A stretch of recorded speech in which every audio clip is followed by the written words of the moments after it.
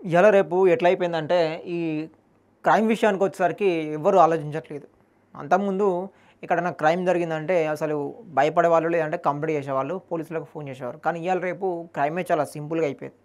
ఎంత దారుణం అంటే, ఒక పాపని అల్లరి చేస్తుందని వాళ్ళ మామనే చంపేసిండట హత్య చేసి. అంటే ఎంత దారుణం చెప్పు. మాదానిపేటలో దారుణమట.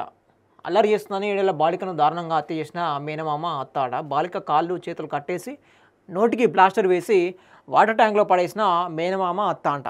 బాలిక తల్లితో కొంతకాలంగా ఆస్తి తగాదాలు జరుగుతున్న నేపథ్యంలో తరచూ బాలిక అల్లరి చేస్తుందని ఈ దారుణానికి ఒడిగట్టిన దుర్మార్గులంట.